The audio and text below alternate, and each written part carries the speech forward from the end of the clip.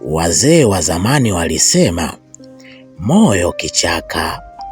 Unapompenda mtu, haujali ni nani, yuko wapi na anafanya nini. Ni mapenzi yaliyoanzia gerezani. Ni mapenzi yaliyoanzia jela. Mshikaji anaitwa Michael.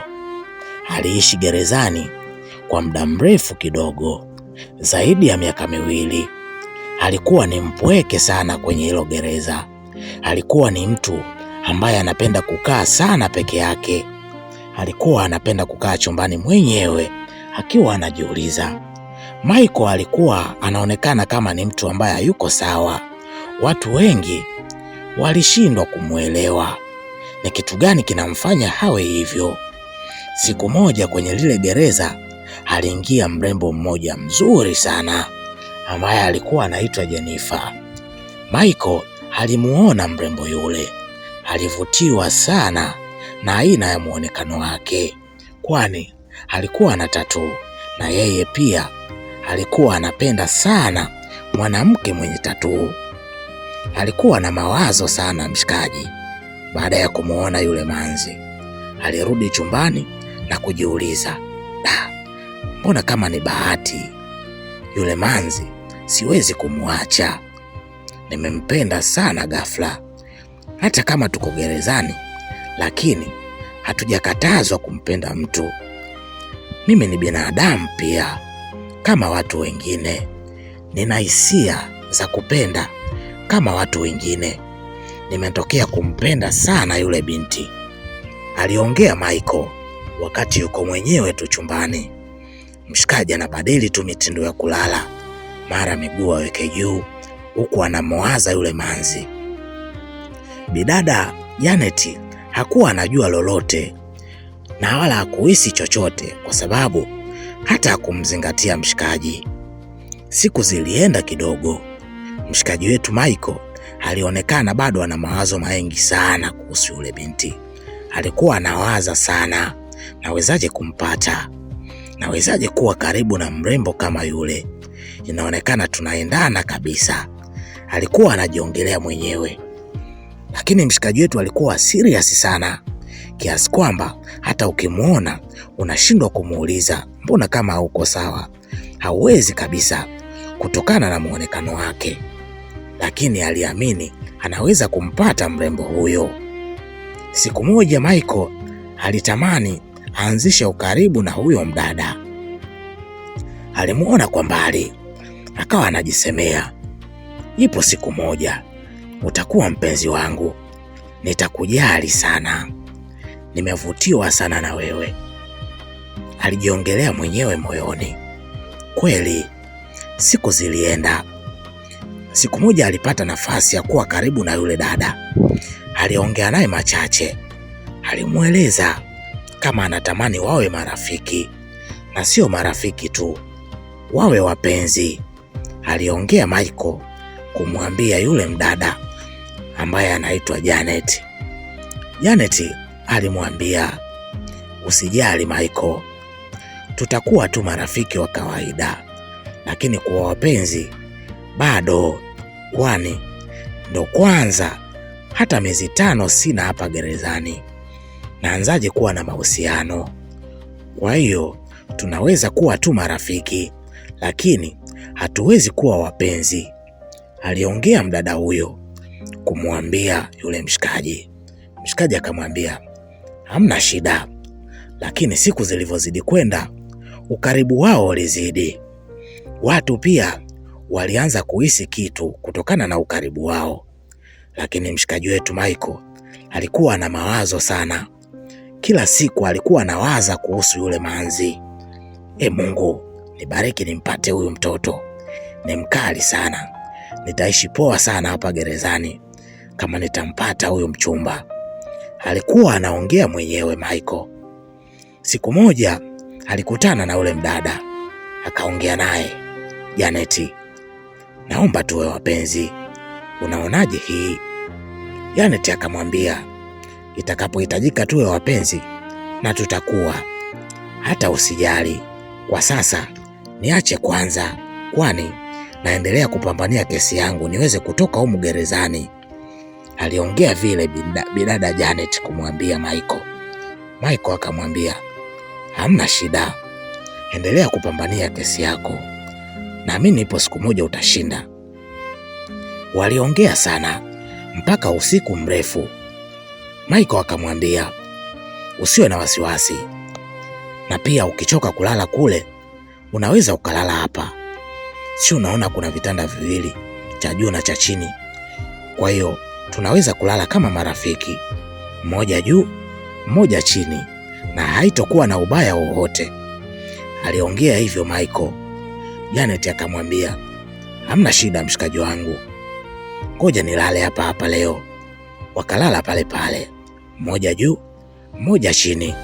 Lakini mshikaji wetu Michael alionekana na mawazo sana na yule binti. Amelala pale, lakini moyo wake na mawazo yake yote yapo kwa yule binti. Binti naye alianza kumwaza taratibu mshikaji wetu Michael. Walilala mpaka asubuhi. Walivyoamka, Michael alionyesha kuwa ni mtu mwenye mawazo sana. Alikuwa anamuwazia sana yule binti. Siku moja nikimpata huyu nitaishi poa sana, kwani nahisi tunaendana sana. Mimi nina tattoo na yeye pia ana tattoo. Inaonekana ni watu wenye mawazo ya aina moja. Nitampenda sana nikimpata yule binti. Aliongea hivyo Michael. Siku zilienda, ukaribu wao ulizidi kuwa mkubwa sana. Walikuwa wanapendana kama marafiki, lakini mshikaji wetu Michael kila anapokuwa mwenyewe anawaza sana. Alionyesha ni mtu mwenye mawazo. Alikuwa anawaza sana kuhusu yule binti.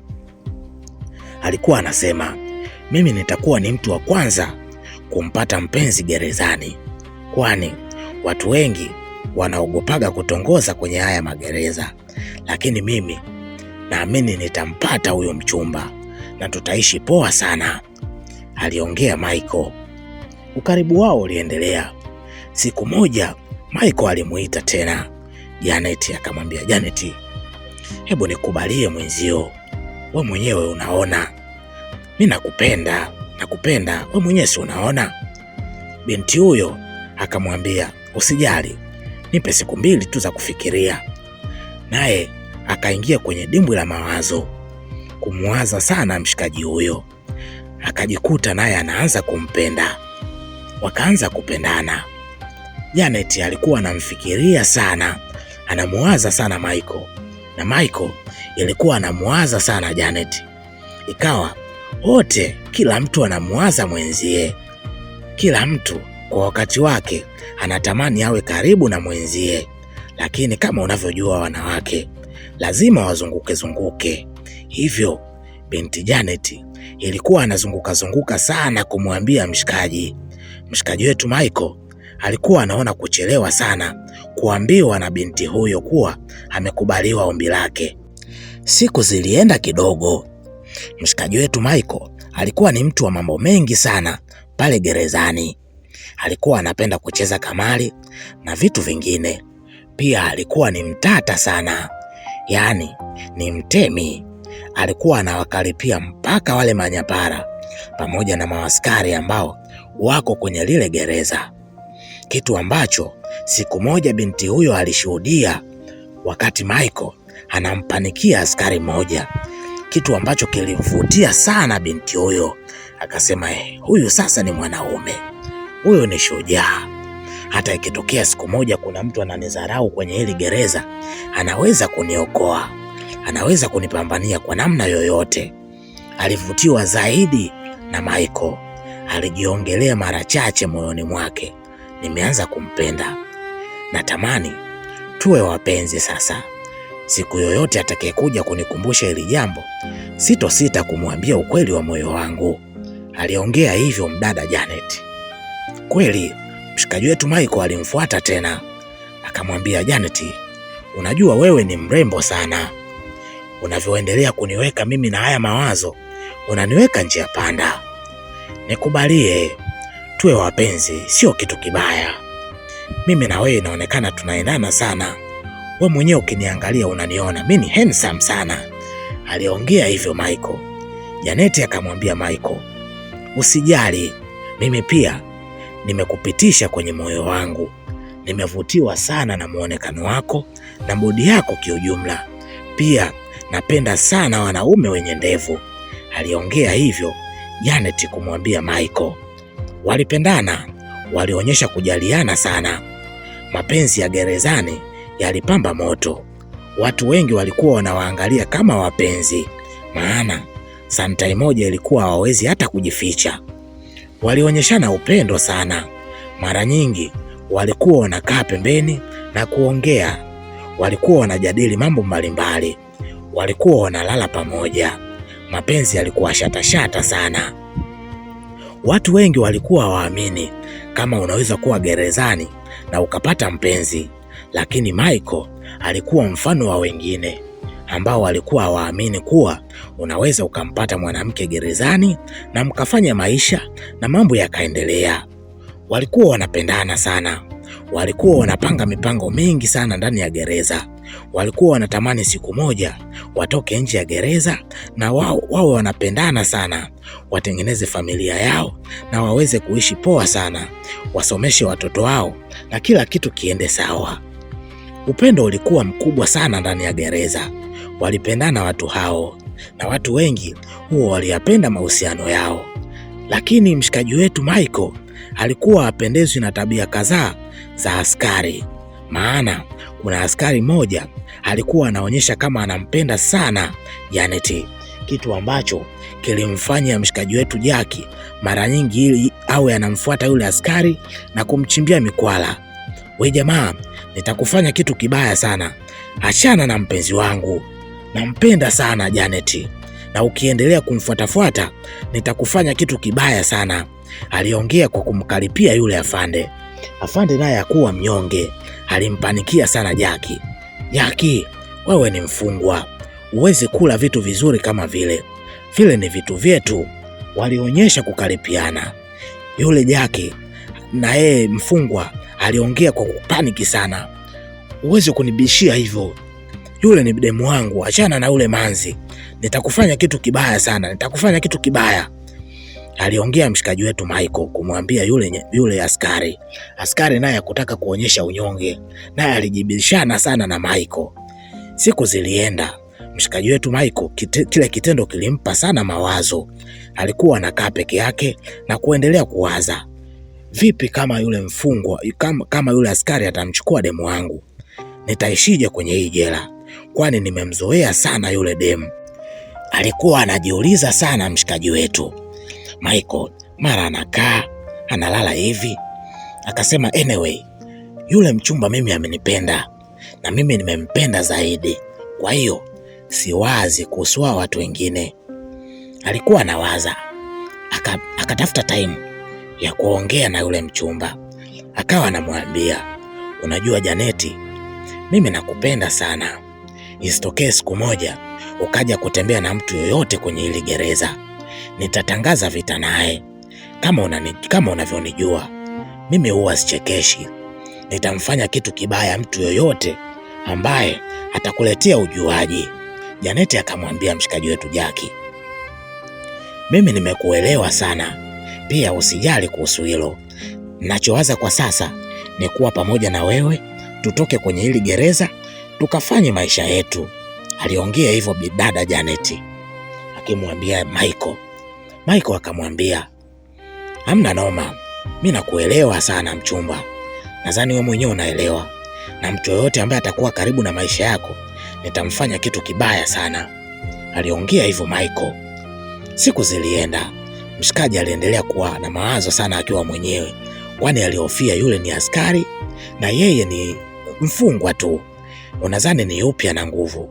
Je, akitumia rushwa kuwa atafanya ngono na yeye alafu akamtorosha? Unadhani hataweza kumpata yule mchumba? Na kama unavyojua wanawake santai moja ni wadhaifu sana, hasa kwa watu hawa wa vitengo. Alikuwa anajiuliza hivyo mshikaji wetu Michael.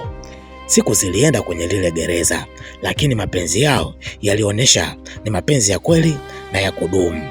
Waliishi vile kwenye lile gereza mpaka wakati mwingi sana Michael alikuwa anawaza kuhusu mchumba na mchumba alikuwa anawaza kuhusu Michael, kitu ambacho kiliongeza zaidi upendo. Je, tuambie kwenye komenti, unadhani Michael aliendelea kumpenda vile Jack mpaka lini?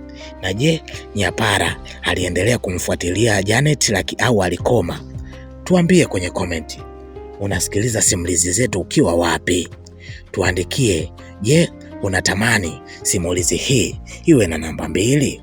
Kama unatamani, tuandikie kwenye komenti.